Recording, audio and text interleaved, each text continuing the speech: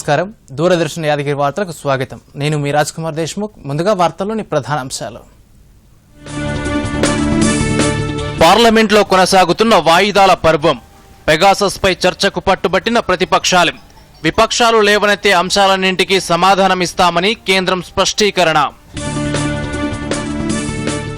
GST పరిధిలోకి చమురు ఉత్పత్తులను చేర్చాలని జీఎస్టీ కౌన్సిల్ సిఫారసు చేయలేదన్న కేంద్రం. రాజ్యసభలో వెల్లడించిన కేంద్ర ఆర్థిక శాఖ సహాయ మంత్రి పంకజ్ చౌదరి. మరో భారతీయ కట్టడానికి దక్కిన ప్రపంచ వారసత్వ గుర్తింపు. గుజరాత్లోని ధోలవీరను హెరిటేజ్ కట్టడంగా ప్రకటించిన యునెస్కో. తాజా రాజకీయ పరిణామాలపై పార్టీ ప్రధాన కార్యదర్శులతో మంత్రి కేటీఆర్ సమావేశం. హుజురాబాద్ ఉప ఎన్నికతో పాటు వివిధ అంశాలపై చర్చ. స్వరాష్ట్రంలో మీరాబాయికి ఘన స్వాగతం. పథకం గెలిచిన మధుర క్షణాలు మరచిపోలేనివన్న చాను. భారత ఆటగాడు కృణాల్ పాండ్యాకు కరోనా పాజిటివ్. రేపటికి వాయిదా పడిన రెండో టీ20. కోవిడ్ మహమ్మారిని అరికట్టేందుకు ప్రతి ఒక్కరూ తప్పనిసరిగా మాస్క్ ధరించాలి. భౌతిక దూరం పాటించాలి. తరచూ చేతులను కడుక్కోవాలి. వ్యక్తిగత శుభ్రతను పాటించాలి. అర్హత ఉన్న వారందరూ తప్పనిసరిగా వ్యాక్సినేషన్ వేయించుకోవాలి.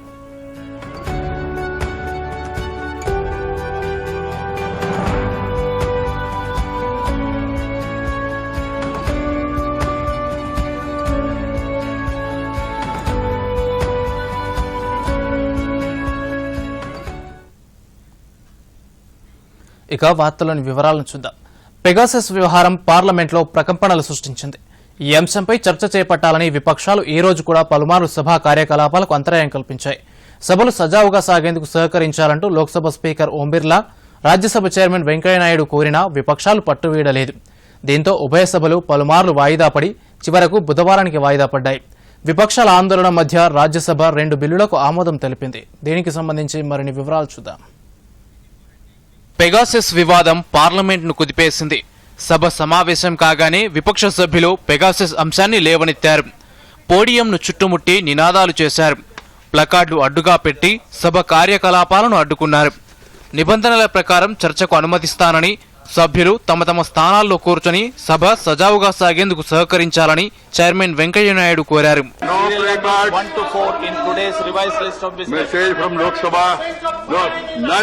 Nothing is going on record. You should give a notice, talk to your leader, go to your place, maintain order in the house, and we can take up all issues. It's an important issue. Report to the Department of Parliament is standing committee on industry. Dr. K. Keshavarao. Report of the standing committee. Report of the standing committee. I am not going to oblige, you know, that you can't force me like this through undemocratic method. Report of the committee on papers laid on the table of the Rajya Sabha. Honorable members, today is the 6th of the scheduled 19 sittings of the House for this monsoon session. We are still to get into business mode. Issues of public concern. We are depriving members of the 0-hour submission, special mentions, and also questions. Questions are your property. 0-hour is your issues, and also special mentions are your issues. You are harming the interest of the country, yourself, and also the interest of the Parliament. I appeal to all of you, please rethink about this attitude. See to it that the discussion takes place. I will never accept such dictation by anybody. Dictation or dramatics are not going to be accepted by the chair. Whoever is in the chair, you know that. So the House is adjourned to meet at 12 a.m. అయినా సభ్యులు శాంతించకపోవడంతో తొలుత 12 గంటలకు వాయిదా వేశారు. సమావేశమైన తర్వాత కూడా ఇదే పరిస్థితి కొనసాగడంతో తిరిగి మధ్యాహ్నం 2 గంటలకు, తర్వాత 3 గంటలకు, ఆ తర్వాత 4 గంటలకు సభ వాయిదా పడింది. తిరిగి సమావేశమైన తర్వాత పరిస్థితిలో మార్పు లేదు. దీంతో సభను బుధవారానికి వాయిదా వేస్తున్నట్టు డిప్యూటీ చైర్మన్ ప్రకటించారు. సభ్యుల నినాదాల మధ్య నావిగేషన్ 2021 జువెనైల్ జస్టిస్ చట్ట సవరణ బిల్లుకు సభ ఆమోదం తెలిపింది. అటు లోక్సభలోనూ విపక్ష సభ్యులు సభా కార్యకలాపాలను అడ్డుకున్నారు. సభా కార్యకలాపాలు సజావుగా జరిగేందుకు సహకరించాలని స్పీకర్ ఓం బిర్లా సభ్యులకు పదే పదే విజ్ఞప్తి చేశారు.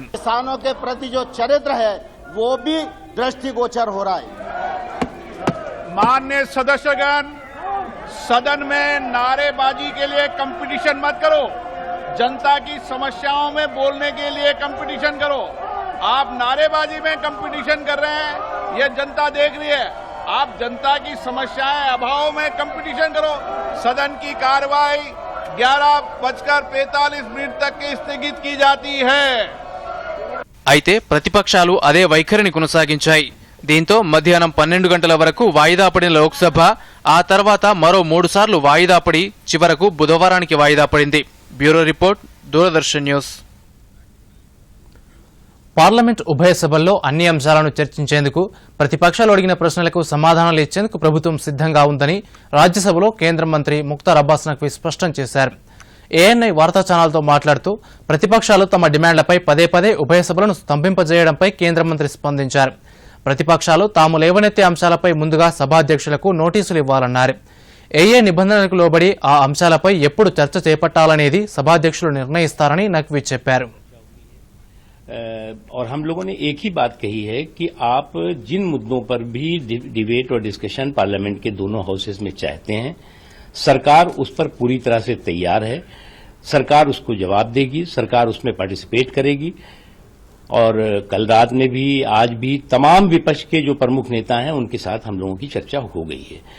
और हमें अभी भी उम्मीद है, आशा है कि जिन मुद्दों पर भी विपक्ष चर्चा पार्लियामेंट के फ्लोर पर चाहता है उनकी वो नोटिस दे। चेयरमैन साहब और स्पीकर साहब डिसाइड करेंगे कि किन नियमों के तहत, किन प्रावधानों के तहत और कब चर्चा होगी। सरकार उसमें साथ है। अरे भैया, वो कब से सर्टिफिकेट देने लगे? अभी भी सामंती सुरूर और सत्ता का गुरूर इनके सर पे चढ़ के बोल रहा है। अभी इससे पहले तो इतने शरीफ आदमी थे मनमोहन सिंह जी, उनको तो ये सर्टिफिकेट रोज देते थे, उनके अध्यादेशों को रोज फाड़ फोड़ के फेंकते थे। अभी भी उनका वही दिमाग चल रहा है, सामंती सुरूर और सत्ता का गुरूर उसी से चकनाचूर है। రామప్ప ఆలయానికి ప్రపంచ వారసత్వ కట్టడం గుర్తింపు లభించిన 2 రోజుల్లోనే మన దేశానికి చెందిన మరో ప్రముఖ కట్టడానికి కూడా ఈ గుర్తింపు లభించింది. గుజరాత్ కచ్ ప్రాంతంలోని ధోలవీర ప్రాంతాన్ని ప్రపంచ వారసత్వ సంపద జాబితాలో చేరుస్తున్నట్టు యునెస్కో ప్రకటించింది. హరప్ప నాగరికతకు ధోలవీర సాక్ష్యంగా నిలుస్తుంది. చారిత్రాత్మక ఆధారాల ప్రకారం క్రీస్తు పూర్వం 2600 సంవత్సరాల్లో ఈ నగరం నిర్మాణమైంది. నాటి స్నానవాటికలు, మురుగు వెళ్లేందుకు కాలువలు ఇప్పటికీ ధోలవీర ప్రాంతంలో ఉన్నాయి. హరప్ప కాలం నాటి పట్టణ ప్రణాళికకు ధోలవీర ఒక అద్భుతమైన ఉదాహరణ.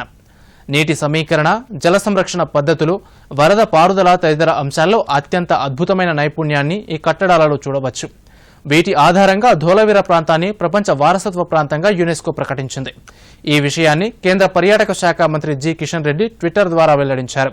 ధోలవీర చరిత్రను తెలియజేస్తూ రూపొందించిన వీడియోను ఆయన పోస్ట్ చేశారు. ప్రపంచ వారసత్వ కట్టడాల్లో భారత్ సూపర్ 40 క్లబ్లో చేరిందని కిషన్ రెడ్డి వెల్లడించారు. భారతీయులంతా గర్వపడాల్సిన దినమని, ముఖ్యంగా గుజరాతీ ప్రజలకు ఇది శుభదినమన్నారు.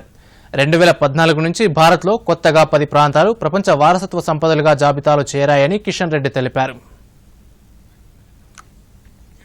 వస్తు సేవల పన్ను జీఎస్టీ పరిధిలోకి పెట్రోల్, డీజిల్ ఉత్పత్తులను తీసుకురావాలని జీఎస్టీ కౌన్సిల్ సిఫార్సు చేయలేదని కేంద్రం స్పష్టం చేసింది. ఈ అంశంపై రాజ్యసభ ప్రశ్నోత్తరాల సమయంలో అడిగిన ప్రశ్నకు సమాధానమిస్తూ కేంద్ర ఆర్థిక సహాయ మంత్రి పంకజ్ చౌదరి తెలియజేశారు. పెట్రోల్, డీజిల్ను జీఎస్టీ పరిధిలోకి తీసుకొచ్చేందుకు జీఎస్టీ కౌన్సిల్ సిఫార్సు తప్పనిసరి అని అన్నారు. జీఎస్టీ కౌన్సిల్లో రాష్ట్రాలు కూడా సభ్యులేనని ఆయన గుర్తు చేశారు. స్వాతంత్ర్యం సిద్ధించి 75 సంవత్సరాలవుతున్న సందర్భంగా నిర్వహిస్తున్న ఆజాదీ కా అమృత్ మహోత్సవ్లో ప్రతి ఒక్కరిని భాగస్వామ్యం చేయాలని ప్రధానమంత్రి నరేంద్ర మోదీ సూచించారు. ఢిల్లీలో నిర్వహించిన బీజేపీ పార్లమెంటరీ పార్టీ సమావేశంలో ఎంపీలను ఉద్దేశించి ప్రసంగించారు. సమావేశం వివరాలను పార్లమెంటరీ వ్యవహారాల శాఖ సహాయ మంత్రి అర్జున్ రామ్ మేఘ్వాల్ వివరించారు. 2047 నాటికి దేశం స్వాతంత్ర్య దినోత్సవ శతాబ్ది వేడుకలు జరుపుకునే వేళ అన్ని రంగాల్లో ఉత్తమ విధానాలను అమలు చేసి తత్ఫలితాలు సాధించేందుకు చేపట్టాల్సిన కార్యక్రమాలపై యాక్షన్ ప్లాన్ రూపొందించాలని ప్రధాని సూచించినట్టు చెప్పారు. ఈ క్రమంలో వచ్చే ఏడాది ఆగస్టు 15 నుంచి 2023 ఆగస్టు 15 మధ్య ఎంపిక చేసిన 2 బీజేపీ కార్యకర్తలు దేశంలోని ప్రతి నియోజకవర్గంలో 75 గ్రామాలను సందర్శిస్తారు. స్థానిక పౌరులతో వారు సమావేశమై సలహాలు, సూచనలు స్వీకరిస్తారని అర్జున్ రామ్ మేఘ్వాల్ తెలిపారు. अमृत महोत्सव कहते हैं. प्रधानमंत्री जी ने ये कहा कि इस अवसर पर जनता ने हमें आशीर्वाद दिया है, सभी सांसदों को संबोधित करते हुए कहा कि जनता ने हमें आशीर्वाद दिया है। जन जन के दिल में और दिमाग में ये भाव उत्पन्न करने का अवसर है कि मैं देश के लिए कुछ करूं, मैं देश के लिए कुछ अच्छा सोचूं और कर्तव्य भाव से देश की सेवा करूं। ये अवसर हमारे सामने उपस्थित हुआ है। सभी सांसदों को ये అసోం మిజోరాం రాష్ట్రాల మధ్య హింసాత్మక ఘటనలు కేంద్రం దృష్టికి వెళ్లాయి. ఈ వివాదాలపై నిన్న ఘర్షణలు జరిగి 6 అసోం పోలీసులు మృతి చెందిన నేపథ్యంలో కేంద్ర హోంశాఖ 2 రాష్ట్రాల ప్రభుత్వ ప్రధాన కార్యదర్శులతో బుధవారం ఢిల్లీలో ఒక సమావేశం ఏర్పాటు చేసింది. ఈ సమావేశంలో 2 రాష్ట్రాల పోలీసు ఉన్నతాధికారులు కూడా పాల్గొంటారు. ఇదిలా ఉండగా అంతర్రాష్ట్రాల మధ్య సరిహద్దు వివాదాలను పరిష్కరించడంలో కేంద్రం ఫెసిలిటేటర్గా మాత్రమే ఉంటుందని పార్లమెంటుకు స్పష్టం చేసింది. కేంద్ర హోంశాఖ సహాయ మంత్రి నిత్యానందరాయ్ లోక్సభకు ఇచ్చిన లిఖితపూర్వక సమాధానంలో ఈ విషయం తెలియజేశారు. 9 రాష్ట్రాలు ఒక కేంద్రపాలిత ప్రాంతం మధ్య సరిహద్దు వివాదాలున్నాయని తెలిపారు. సరిహద్దుల ఖరారుపై సంబంధిత రాష్ట్రాల మధ్య ఏకాభిప్రాయం లేనందువల్లే ఈ వివాదాలు కొనసాగుతున్నాయన్నారు. రాష్ట్రాల సహకారంతోనే అంతర్రాష్ట్ర సరిహద్దు వివాదాలు పరిష్కారమవుతాయని తెలిపారు. కోవిడ్ పట్ల ఇంకా అప్రమత్తంగానే ఉండాలని కేంద్ర వైద్య ఆరోగ్య శాఖ ప్రజలకు విజ్ఞప్తి చేసింది. పలు రాష్ట్రాల్లో కోవిడ్ కేసులు తగ్గుముఖం పట్టినప్పటికీ గత 4 వారాలుగా 7 రాష్ట్రాల్లోని 22 జిల్లాల్లో కేసులు తిరిగి పెరుగుతున్నాయని ఆ శాఖ సంయుక్త కార్యదర్శి లవ్ అగర్వాల్ ఆందోళన వ్యక్తం చేశారు. ఢిల్లీలో మీడియాతో మాట్లాడుతూ వర్షాకాల సీజన్లో నీటి సంబంధిత వ్యాధులు సోకకుండా ప్రతి ఒక్కరూ జాగ్రత్తగా ఉండాలన్నారు. లేని పక్షంలో ఇతర ఇన్ఫెక్షన్లు ఉండి కోవిడ్ నిర్ధారణ అయిన వారికి చికిత్స అందించడం సవాల్గా మారుతుందని లవ్ అగర్వాల్ చెప్పారు. कहना चाहेंगे, हम मास्क को पहने, साबुन से हाथ धोएं, दूसरों से उचित दूरी बनाकर रखें, भीड़ भाड़ से बचें और साथ ही मॉनसून के समय में जो एडिशनल प्रिकॉशन के रूप में हमें कार्य करना है कि हम उबला हुआ या साफ पानी पिएं, सब्जियों को खाने से पहले सही तरीके से धो लें और अपने आसपास के घरों में भी या किसी भी जगह पर हम मच्छरों को पनपने ना दें। धन्यवाद.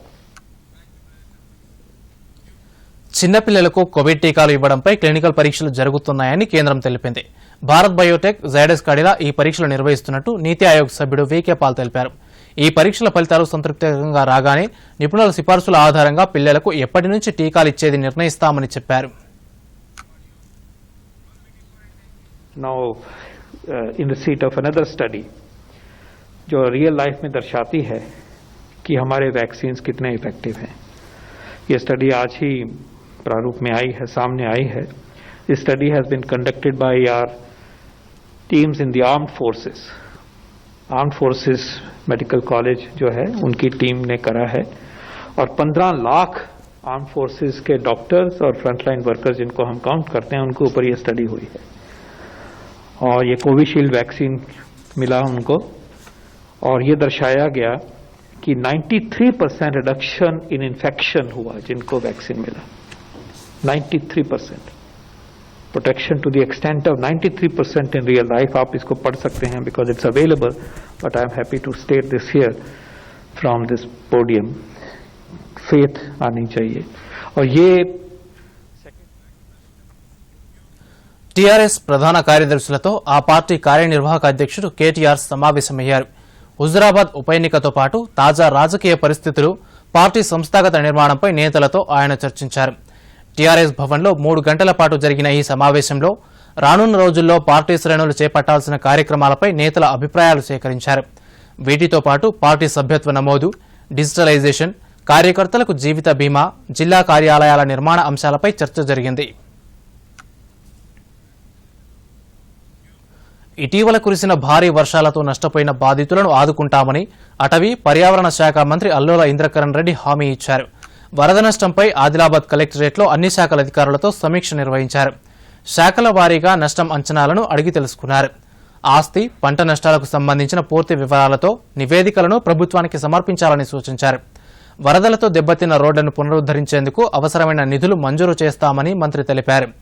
సమావేశంలో జిల్లా కలెక్టర్ సిక్తా పట్నాయక్, ఎమ్మెల్యేలు జోగు రామన్న, రాథోడ్ బాపురావుతో పాటు వివిధ శాఖల అధికారులు, ఇతర ప్రజాప్రతినిధులు పాల్గొన్నారు.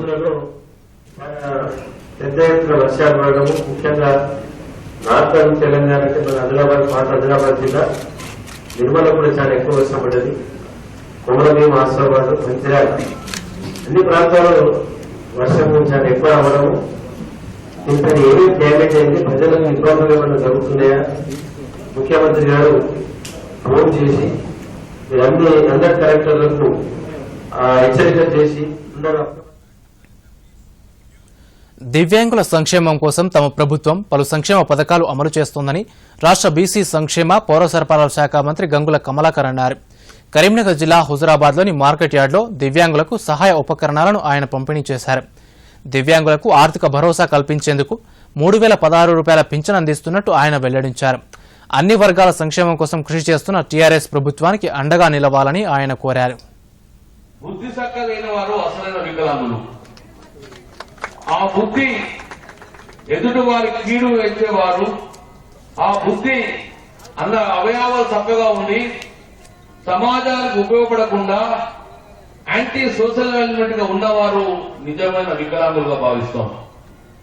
ఈ రోజు అవయవాలు లేకుండా, ఒక అవయవం లేకుండా అంగవైకల్యంగా ఉండి పరులపై ప్రేమలు పెంచే మీలాంటి వారు అంగవైకల్యులు కాదు.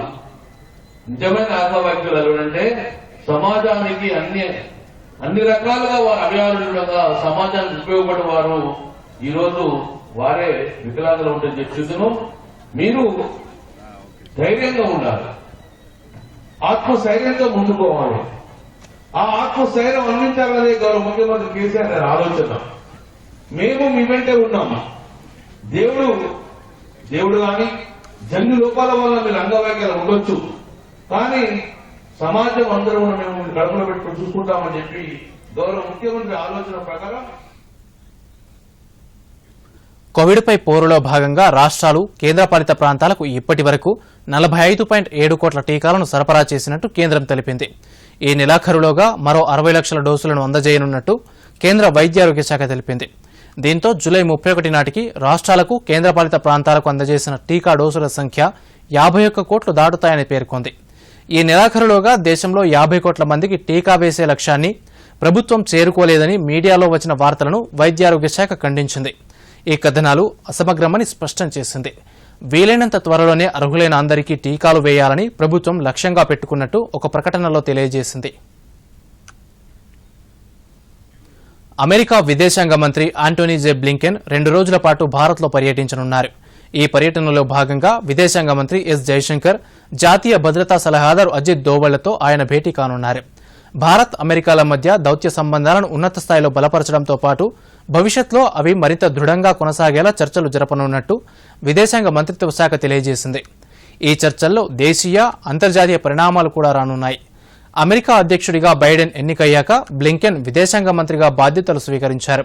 బాధ్యతలు స్వీకరించాక మొదటిసారి భారత్లో పర్యటిస్తున్నారు. కర్ణాటక బీజేపీ శాసనసభాపక్ష నేతగా బసవరాజు బొమ్మైని ఆ పార్టీ ఎమ్మెల్యేలు ఎన్నుకున్నారు. ఈ సాయంత్రం బెంగళూరులో జరిగిన సమావేశంలో బసవరాజు బొమ్మైని ఏకగ్రీవంగా ఎన్నుకున్నారు. ఈ సమావేశానికి కేంద్ర పరిశీలకులుగా మంత్రులు కిషన్ రెడ్డి, ధర్మేంద్ర ప్రధాన్ హాజరయ్యారు.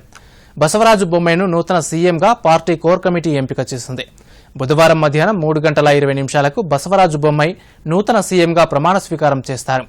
యడియూరప్ప మంత్రివర్గంలో హోంమంత్రిగా ఉన్న బొమ్మైని అధిష్టానం నూతన సీఎంగా నిర్ణయించింది. రాష్ట్రంలో క్రీడలను ప్రోత్సహించే లక్ష్యంతో ప్రభుత్వం ప్రతి జిల్లా కేంద్రంలో నూతన స్టేడియంల నిర్మాణానికి శ్రీకారం చుట్టింది. వివిధ క్రీడల కోసం ప్రత్యేక క్రీడా ప్రాంగణాలను ఏర్పాటు చేస్తోంది. ఈ క్రమంలో సిద్దిపేట జిల్లా కేంద్రంలో ఇండోర్ స్టేడియం ఇప్పటికే క్రీడాకారులకు అందుబాటులోకి రాగా తాజాగా ఫుట్బాల్ ఆటలో శిక్షణ ఇచ్చేందుకు ప్రత్యేకంగా టర్ఫ్ కోర్టును ఏర్పాటు చేస్తున్నారు. దీనికి సంబంధించి మరిన్ని వివరాలు చూద్దాం. సిద్దిపేట జిల్లా కేంద్రంలో ఫుట్బాల్ కోర్టు మంజూరు పట్ల క్రీడాకారులు హర్షం వ్యక్తం చేస్తున్నారు. ఆర్థిక మంత్రి హరీష్ రావు ప్రత్యేక చొరవతో ఇప్పటికే cricket, volleyball, tennis, handball, taekwondo, judo, badminton, basketball, kho-kho, కబడ్డీల కోసం ఇండోర్ స్టేడియం ఏర్పాటు చేశారు. తాజాగా ఫుట్బాల్ క్రీడాకారుల కోసం టర్ఫ్ కోర్టు నిర్మాణానికి 1,80,00,000 రూపాయలు మంజూరయ్యాయి. ఈ మేరకు టెండర్లు పూర్తి చేసి నిర్మాణాన్ని మొదలు పెడుతున్నట్టు సిద్దిపేట మున్సిపల్ కమిషనర్ రమణాచారి తెలిపారు. గౌరవ మంత్రి హరీష్ రావు గారు 1,80,00,000 రూపాయలు మంజూరుగా ఉంచుకుంటూ మరి అన్ని ఫెసిలిటీస్ ఉన్నాయి. ఇమీడియట్గా పిల్లలు ఆడుకోవటానికి, యూత్ ఆడుకోవటానికి, చిన్న చిన్న స్పోర్ట్స్ కూడా కండక్ట్ చేసుకోవడానికి, ఈవెంట్స్ కండక్ట్ చేసుకోవడానికి ఒక ఫుట్బాల్ స్టేడియం కూడా అవసరాన్ని గుర్తించేసేసి మంజూరు చేయడం జరిగింది. మరి దానికి సంబంధించి ప్రొసీజర్ ఫార్మాలిటీస్ అన్ని కూడా కంప్లీట్ చేసుకొని టెండర్ కంప్లీట్ చేసేసుకొని ఏజెన్సీని కూడా ఫిక్స్ చేసుకున్నాం. మరి వాళ్ళు ఇమీడియట్గా పని స్టార్ట్ చేసేసి 30 days యాక్షన్ ప్లాన్ పెట్టుకున్నారు. 30 రోజుల లోపల మన ఫుట్బాల్ స్టేడియాన్ని అందించే కార్యక్రమం కూడా చేస్తున్నారు. అత్యాధునిక సాంకేతిక పరిజ్ఞానాన్ని ఉపయోగించి ఈ టర్ఫ్ కోర్ట్ నిర్మిస్తున్నారు. ఇప్పటి వరకు హైదరాబాద్ లో మాత్రమే ఈ తరహా కోర్టు ఉండగా రెండవది ఇక్కడ నిర్మాణమవుతోంది. జిల్లాకు చెందిన ఫుట్బాల్ క్రీడాకారులు పలుచోట్ల ఉత్తమ ప్రతిభ చూపారు. దీంతో వీరికి అత్యున్నత శిక్షణ అందించేందుకు ఈ కోర్టు ఎంతో ఉపయోగపడుతుందని స్థానిక ఫుట్బాల్ కోచ్ సెక్రటరీ అక్బర్ తెలిపారు. మినిస్టర్ హరీష్ రావు సార్ ఆయన సహకారంతో మాకు ఇలా సిద్దిపేటలో ఫీఫా స్టాండర్డ్ టర్ఫ్ కోర్ట్ 45 daysలో మాకు ఒక కొత్త టర్ఫ్ కోర్ట్ రాబోతున్నది. సార్ కళ నిజంగా మేము కంప్లీట్ చేస్తాము. సార్ ఏమన్నారంటే మా పిల్లలు సిద్దిపేట పిల్లలేమో స్టేట్ అండ్ నేషన్కి ప్రెజెంట్ చేయాలని చెప్పారు. అది ఖచ్చితంగా మేము ఆయన కళ పూర్తి చేస్తాము. ఇంకా ఇప్పుడు కూడా చాలా ఇప్పుడు ఫుట్బాల్ కోర్టుతో పాటు మాకు గ్యాలరీస్, ఇంకేమో office room, toilets, changing rooms అవి అన్నీ వస్తున్నాయి.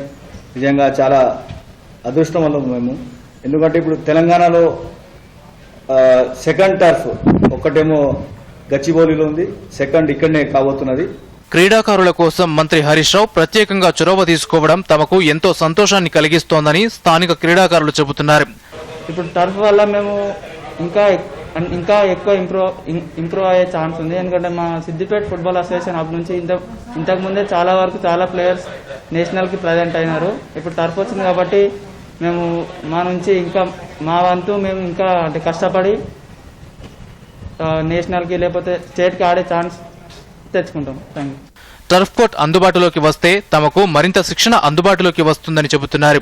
నేను మంత్రి హరీష్ రావు గారికి ఎంతో చిన్నపడి ఉంటాను అనుకుంటున్నాం. మేము గేమ్ ఆడుతుండగా మధ్యలో వచ్చి అడగడం జరిగింది మీకు ఏం కావాలని ప్లేయర్స్ని. మేము చెప్పడం జరిగింది మాకు ఒక టర్ఫ్ కోర్ట్ కావాలని. దాంతో ఆ రోజే శాంక్షన్ చేయడం జరిగింది 1.8 crores. Bureau report, Doordarshan news. Tokyo Olympics లో రజత పతకం సాధించిన మీరాబాయి చానుకు స్వరాష్ట్రంలో ఘన స్వాగతం లభించింది. మణిపూర్ రాజధాని ఇంపాల్ చేరుకున్న ఆమెకు ముఖ్యమంత్రి బీరేన్ సింగ్ స్వయంగా స్వాగతం పలికారు. ఈ సందర్భంగా స్థానిక ప్రజలు రోడ్లకు ఇరువైపులా నిలబడి చానుకు అభినందనలు తెలిపారు. అనంతరం రాష్ట్ర ప్రభుత్వం తరపున మీరాబాయి చానును ఘనంగా సత్కరించి ₹1 కోటి ప్రోత్సాహకాన్ని అందజేశారు. తాను పతకం గెలవగానే ప్రధాని నరేంద్ర మోదీ ఫోన్ చేసి అభినందించడం ఎప్పటికీ మరచిపోలేనన్నారు. తన కలలు సాకారమైన మధుర క్షణం అదేనంటూ మీరాబాయి చాను అన్నారు.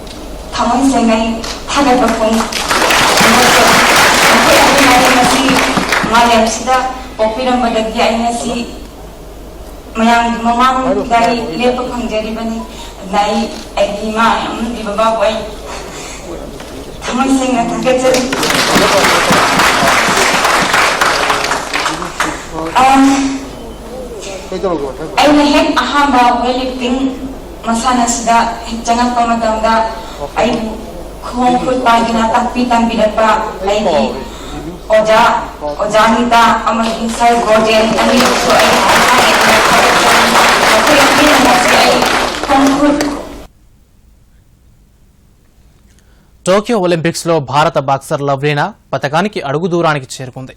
ప్రీ క్వార్టర్స్ లో జర్మన్ బాక్సర్ నడైన్ ఆప్టేజ్ ను 3-2 తేడాతో ఓడించి క్వార్టర్ ఫైనల్ కు చేరుకుంది. క్వార్టర్ ఫైనల్ మ్యాచ్ లో గెలిస్తే కాంస్యం ఖాయం చేసుకుంటుంది. 12 ఏళ్ల అనుభవం ఉన్న లవ్లీనా ప్రత్యర్థిపై తెలివిగా ఆడి స్వల్ప తేడాతో పైచేయి సాధించింది. పురుషుల హాకీ జట్టు మరో విజయాన్ని సొంతం చేసుకుంది. పూల్ ఏ 3వ మ్యాచ్లో 3-0 తేడాతో స్పెయిన్పై ఘన విజయం సాధించింది. మ్యాచ్ ఆరంభం నుంచి భారత్ ఆధిపత్యం ప్రదర్శించింది. తొలి క్వార్టర్లోనే అద్భుత ప్రదర్శనతో 2 గోల్స్ చేసి మ్యాచ్ను తన ఆధీనంలోకి తెచ్చుకుంది. 4వ క్వార్టర్లో 3వ గోల్ చేసి విజయాన్ని అందుకుంది. రూపీందర్ పాల్ 2 గోల్స్తో అదరగొట్టగా సిమ్రన్జిత్ సింగ్ మరో గోల్ చేశాడు. ఇక బ్యాడ్మింటన్లో పురుషుల డబుల్స్ విభాగంలో సాత్విక్ సాయిరాజ్, చిరాగ్ శెట్టి జోడీ గ్రూప్ ఏ మ్యాచ్లో విజయం సాధించింది. లేన్ బెన్ వెండిసేన్తో జరిగిన పోరులో 2-0 తేడాతో ఘన విజయం సాధించింది. 10 మీటర్ల ఎయిర్ పిస్టల్ మిక్స్డ్ టీంలో భారత్కు నిరాశ ఎదురైంది. క్వాలిఫికేషన్ స్టేజ్ 2లో షూటర్ల సౌరభ్ చౌదరి, మను బాకర్లు ఓటమిని చవిచూశారు. 8 టీముల్లో 7వ స్థానంతో ఈ జోడీ సరిపెట్టుకుంది. క్వాలిఫికేషన్ స్టేజ్ 1లో అగ్రస్థానంలో నిలిచిన ఈ త్రయం స్టేజ్ 2లో మెరుగైన ప్రదర్శన చేయలేకపోవడంతో పతక మ్యాచ్లకు అర్హత సాధించలేకపోయింది. పురుషుల సింగిల్స్ టేబుల్ టెన్నిస్లోనూ భారత్కు నిరాశ ఎదురైంది. 3వ రౌండ్లో చైనా ప్లేయర్ మాలాంగ్ చిత్లో శరత్ కమాల్ ఓటమి పాలయ్యాడు. ఉత్తర బంగాళాఖాతంలో మరో అల్పపీడనం ఏర్పడినట్టు విశాఖ వాతావరణ కేంద్రం తెలిపింది. ఇది రేపటికి మరింత బలపడే అవకాశం ఉందని ప్రకటించింది.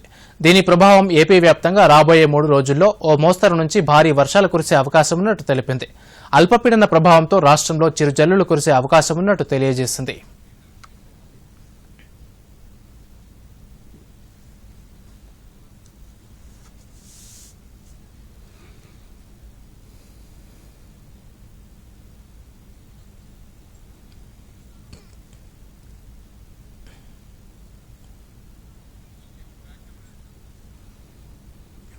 భారత్ శ్రీలంకల మధ్య ఈ రోజు జరగాల్సిన 2వ టీ20 వాయిదా పడింది.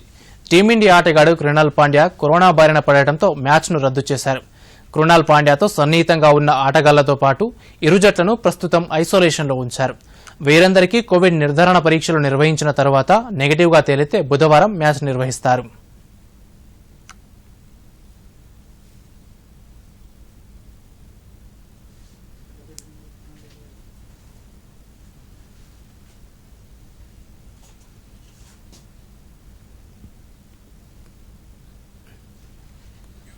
ఇక వార్తలు ముగించే ముందు ముఖ్యాంశాలు మరోసారి. దూరదర్శన్ యాదగిరి వార్తలను ఇప్పుడు సోషల్ మీడియాలో కూడా చూడవచ్చు. యూట్యూబ్ అయితే డీడీ న్యూస్ తెలంగాణ, ట్విట్టర్ వేదిక అయితే DD news Telangana @DD Yadagiri news, మరి ఫేస్బుక్లో అయితే డీడీ న్యూస్ తెలంగాణలో చూసి సబ్స్క్రైబ్ చేసి లైక్ చేయండి, షేర్ చేయండి. పార్లమెంట్లో కొనసాగుతున్న వాయిదాల పర్వం. పెగాసస్పై చర్చకు పట్టుబట్టిన ప్రతిపక్షాలు. విపక్షాలు లేవనెత్తే అంశాలన్నింటికీ సమాధానమిస్తామని కేంద్రం స్పష్టీకరణ.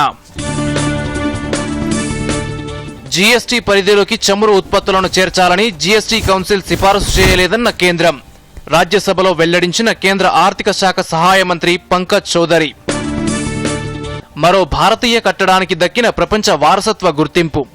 గుజరాత్లోని ధోలవీరను హెరిటేజ్ కట్టడంగా ప్రకటించిన యునెస్కో. తాజా రాజకీయ పరిణామాలపై పార్టీ ప్రధాన కార్యదర్శులతో మంత్రి కేటీఆర్ సమావేశం. హుజురాబాద్ ఉప ఎన్నికతో పాటు వివిధ అంశాలపై చర్చ. స్వరాష్ట్రంలో మీరాబాయికి ఘన స్వాగతం. పతకం గెలిచిన మధుర క్షణాలు మరచిపోలేనివన్న చాను. భారత ఆటగాడు కృణాల్ పాండ్యాకు కరోనా పాజిటివ్. రేపటికి వాయిదా పడిన 2వ టీ20.